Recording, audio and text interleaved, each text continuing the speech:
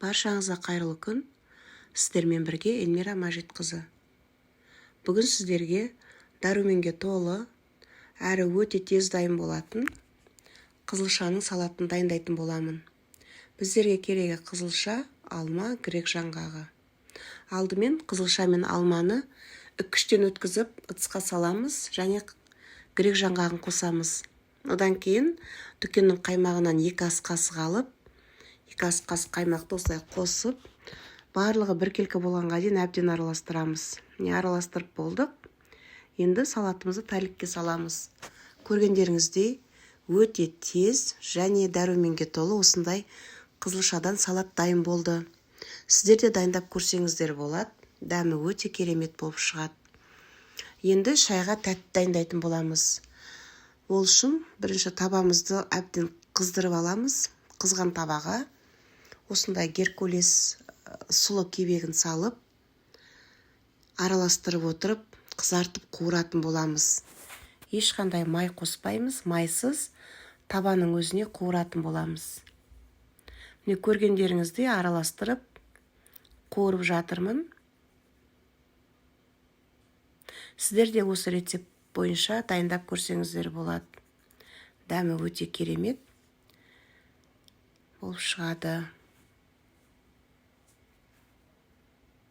Міне араластырып, барлығын уже 2 жағын қызартып, дайындап алдық. Енді ыдысымызға дүкеннің майынан қосып, 2 қасықтай, үстіне 3 қасықтай шекерді қосып, барлығын араластырып отырып, қыздырамыз.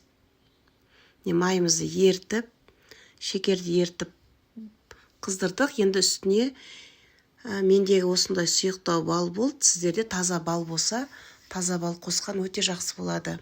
Балды қосып, тағы да араластырып отырып, майды барлығын әбден ертіп алдым.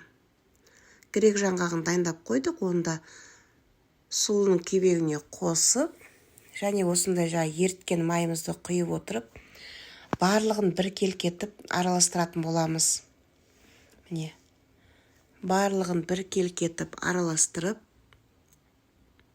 көргендеріңізде барлығын араластырып жатырмын.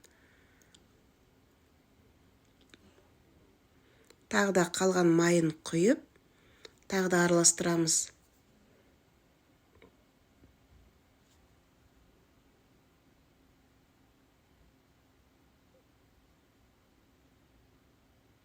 Барлығын араластырып болғаннан кейін, тайпақтау кішкене табағымызға пищевой пленканы салып, және үстіне осы араластырған тәттімізді салатын боламыз.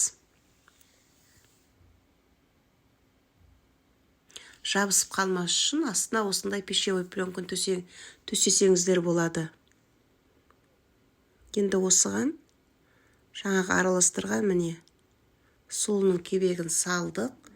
Енді бір тегіс етіп барлығын жайып шығамыз.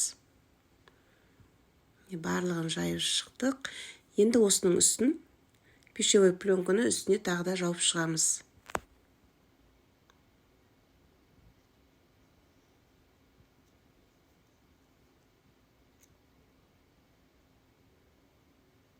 Пищевой пленкасын төсеп, тағы да үстінен басып, енді осыны бір 20 минутқа бөлме температурасында қоямыз. 20 минуттан кейін осылай тақтайға түсіріп, кесіп дастарханға қойсаңыздар болады. Шай ішуге өте керемет және өте тез дайын болады.